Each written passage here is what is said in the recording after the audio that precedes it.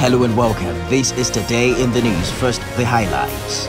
House of Reps commences moves to override President Buhari's veto on amended Electoral Act. Oyo State House of Assembly files impeachment notice against Deputy Governor. Nigerian Union of Communication, Zamfara State Chapter vows to unseat the state governor come 2023. Nigerian Senate condemns in strong terms attack on St. Francis Catholic Church in Oyo. The House of Representatives has commenced moves to override President Buhari on the amended Section 84 subsection 4 of the Electoral Act on statutory delegates. This comes on a day the lawmakers called on the NNPC and its subsidiaries to intensify efforts at putting out the fire that has been raging in a private university in Enugu State for more than 3 weeks. The House is resuming official tasks after weeks of electioneering activities. As of the last count, more than 360 members failed to secure return tickets of their political parties. They blame the indirect primary for this. Deputy Minority Leader Toby Okechukwu is one of those who lost out in the race. He rises to express his heartfelt sadness over the development. Also rising on a point of order, Delta State lawmaker Ben Mgbakwa says the 30-day window for the president to sign the latest amendment to the Electoral Act has lapsed. The Oyo State House of Assembly has filed an impeachment notice against the Deputy Governor, Rauf Olaniyan. The process was presided over by Speaker Right Honorable Debo Ogundoyin. Among the petition filed against Olaniyan include gross misconduct, abuse of office, financial recklessness, abandonment of office, insubordination, and other offences.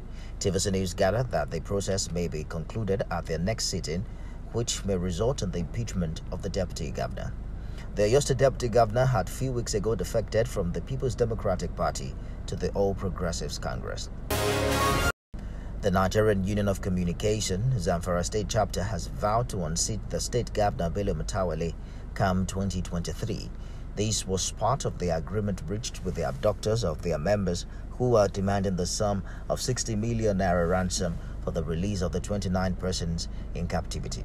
The kidnappers had on Monday requested the payment of 145 million naira's ransom, but reduced it on Tuesday afternoon to 60 million naira. They had also placed 5 million naira on each of the victims and vowed not to release them individually.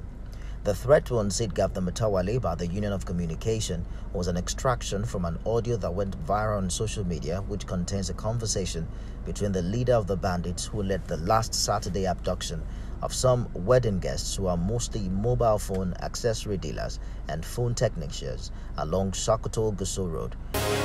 The Nigerian Senate has condemned in strong terms the attack on St. Francis Catholic Church in Oyo and the killing of worshippers.